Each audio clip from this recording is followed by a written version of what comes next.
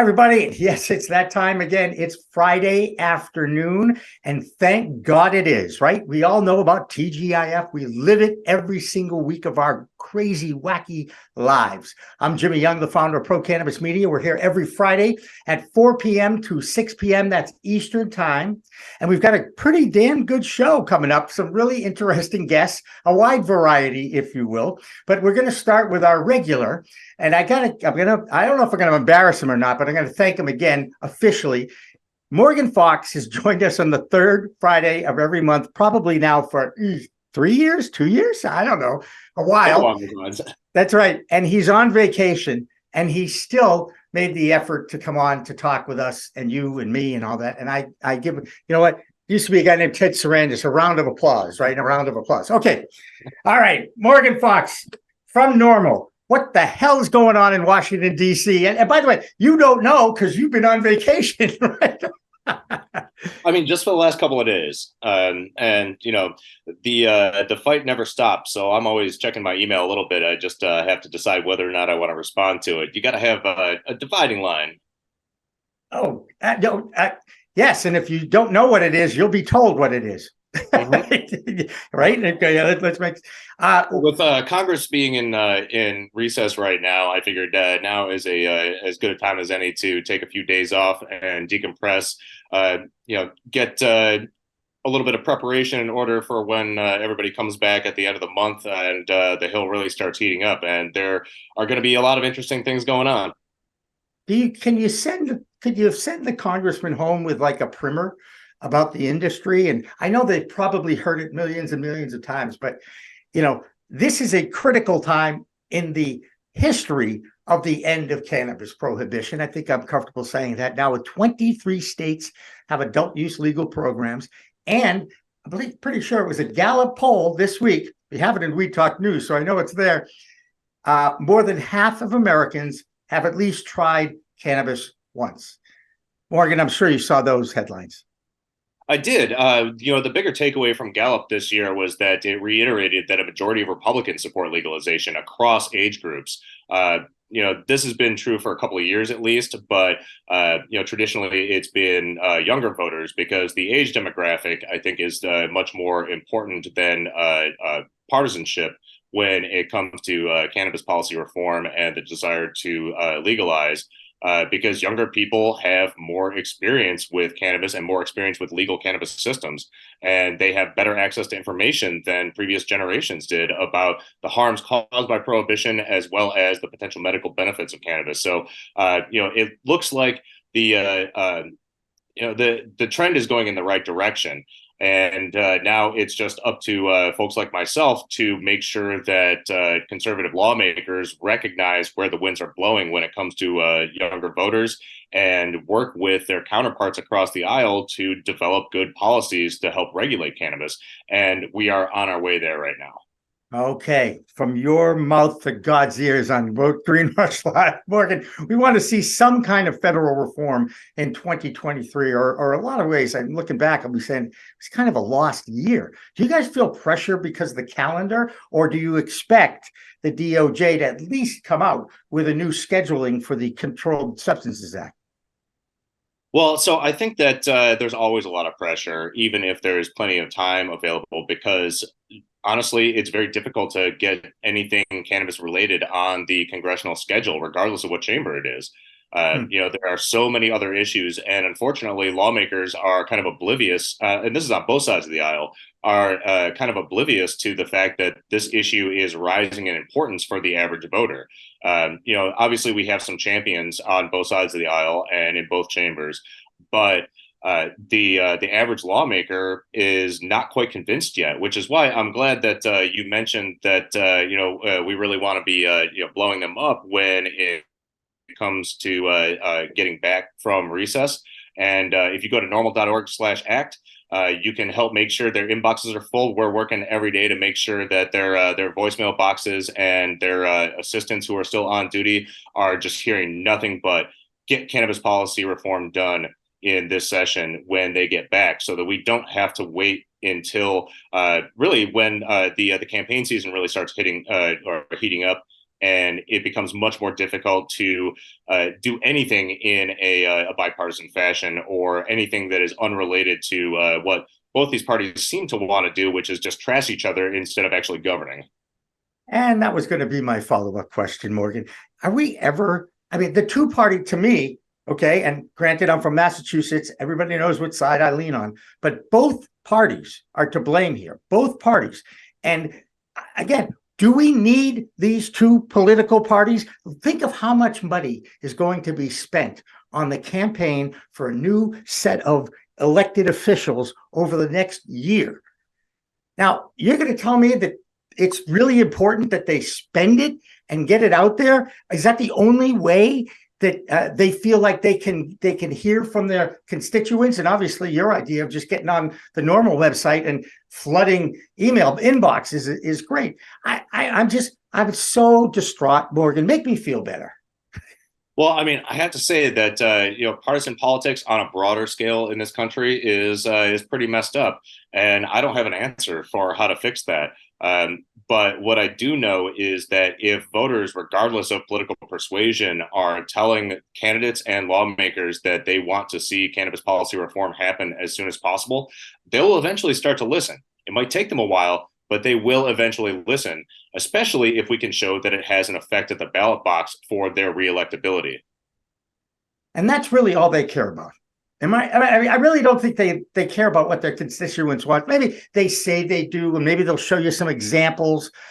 But are they really going to listen to the people, or are they just listening to the people around them, which tell them a completely different story, I'm going to guess?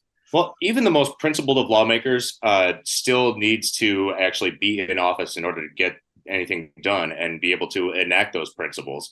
And that means that they have to pay attention to public polling, and in particular constituent polling.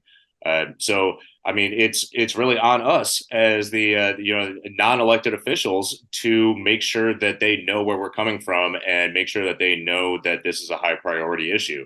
At the end of the day, if they don't listen to us, we can show them that there are consequences for that. Consequences for your actions. That's the mantra of parenting. That's setting boundaries and parameters around your children to keep them safe is probably the number one job of a parent after they get out of their diapers. Okay, so well, my kids sure don't like it. There you go. Hey, there was actually a pretty major story this week with a multi-state operator, Tilt Holdings, out of Arizona, with no communication with their new interim CEO in charge. He decides to basically eliminate all the social equity programs that they had supported under his predecessor. And I'm not going to use the two names because it's CEO and CEO. Let's just leave it at that.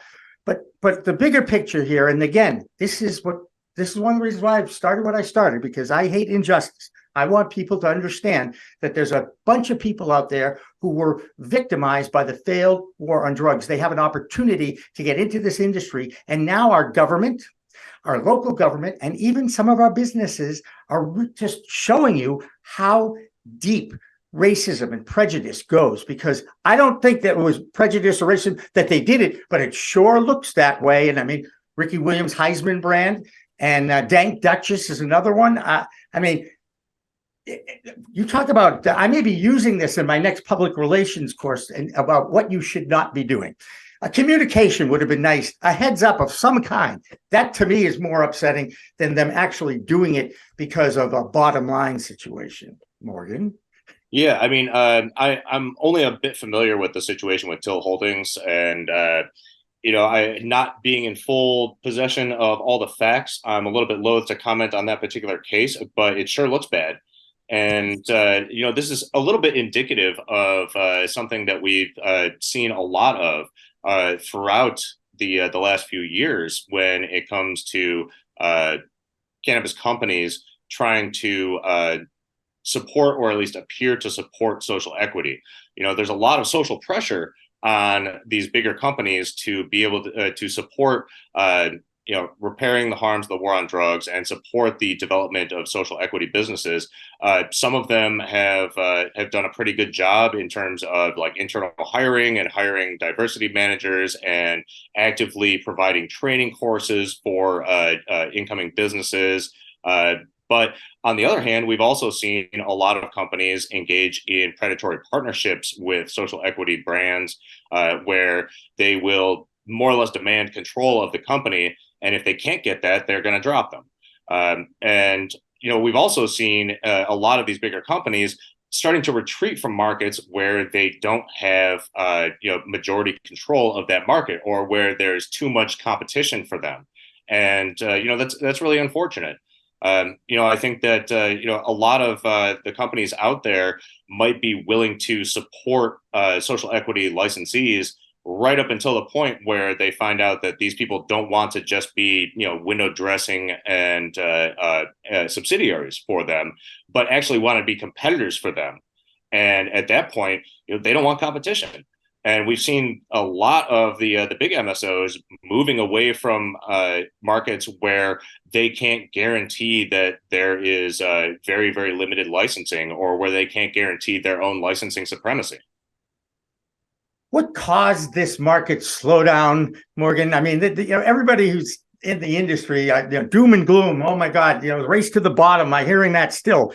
Was it all just this logjam in the federal government, and then everybody digging in their heels and their egos get involved? I mean, why can't the people that we've elected listen to the people and do something for them, plus small business people? Well, I mean, if you look at the state level cannabis markets, these states are reporting record sales month after month after month. With a few exceptions, for the most part, like sales are just going up and up and up, which is great because it means that there's more unregulated market capture, and consumers are starting to transition into the regulated market at a greater rate. But at the same time, I think that a lot of the complaints about market contraction and things like that are largely because of investors who feel like they got burned because bigger companies and investment funds really sold them a bill of goods. And over the last 5 years or so, have been continuously telling people this is the new green rush, without recognizing or telling these potential investors that this is a state siloed, federally illegal product, and that the wheels of federal change move very slowly. Yeah. And so then they get super pissed off that they're not getting the instant returns that they thought they were going to get. And then they start pulling their money out, and then the companies start to suffer and have to start to contract some of their activities in potentially new markets or in old markets where they're not getting exactly the type of turnaround and margins that they want. And really, all of it comes down to the fact that nobody is being honest with a lot of these investors and telling them, look, this is a long haul. You should invest in this, but be prepared to wait. Yeah, no, absolutely. It's down the cannabis standard time, 1 step forward, 2 steps backward. I mean, it just happens to be that way. And, we can call it whatever we want. Hey, I have to ask this question because I read something this week that there's, the DOJ is looking at where they think cannabis should be placed on schedule for the Controlled Substances Act. Personally, I'd like them to see them rewrite the damn act, okay, and actually look at it the right way. But I'm not going to go there because right now I think the simplest thing is to get cannabis off Schedule 1 and hopefully deschedule, right, Morgan? We want to deschedule. But if you have to, settle for a schedule. Is Schedule 3 something you can live with? Schedule 3 is not something that is actually going to remove the conflict between state and federal law. It'll help some companies because ostensibly it will affect 280E and it will affect banking and some research barriers, but really not that many. And also the scheduling, it doesn't really matter when it comes to a lot of the criminal codes and a lot of the civil codes that do affect cannabis consumers and cannabis generally, right? But if I'm giving you my honest read, I don't think that we're going to see descheduling be able to pass in the current Congress. There's just not enough momentum for it, and there's not enough support for it. And the Biden administration, might be begrudgingly interested in moving it down to Schedule 3, but that still requires sign off from the head of the DEA, and they have the ability to slow walk this as long as they want. I honestly would not expect there to be any scheduling changes, at least until the next administration, even if it's the same president. So even though the DOJ is supposedly working on this and studying it and researching it, all those news stories that we're hearing about the movement by the DOJ, that's all false, you're telling me? So DOJ may very well be analyzing a new policy memorandum similar to the Cole memo that may provide a little bit more protection to existing state programs. But while DOJ at large is ostensibly in control of the DEA, it's the DEA administrator that actually has the final word on any sort of scheduling changes, absent an act of Congress. And as I said before, we're not going to see an act of Congress for rescheduling or descheduling in this current session. No. We can't even get simple veterans bills passed at the moment, let alone something that broad. That being said, I still think that there's a lot of possibility within the current Congress for incremental legislative changes, and that I think the administration would sign if they're passed in both houses. But that is going to require us getting on the calendar as soon as possible, because things are heating up in terms of the national election for 2024, and that is going to suck all the oxygen out of the room. But if you're just sitting there waiting on the HHS review and a potential rescheduling, I think honestly you're going to be holding your breath for quite a long time. Well, that's the perfect lead into the next thing. It's 420. And you're on vacation, and I'm not going to keep you a second after you and I could keep talking and talking, but the fact that you did this on your vacation means a lot to all of us here at Pro Cannabis Media. And I thank you and our other friends at NORML for waving that flag. Now, we are going to take a break. So let me set up this break, Morgan, and then you can, unless you want to say goodbye now. You want to say goodbye now? It's 4:20. I can handle it from here. Trust me. I'm going to a break. I just want to thank you for the opportunity to keep having me back and to be able to reach your audience. I always appreciate it, and it's always a good conversation.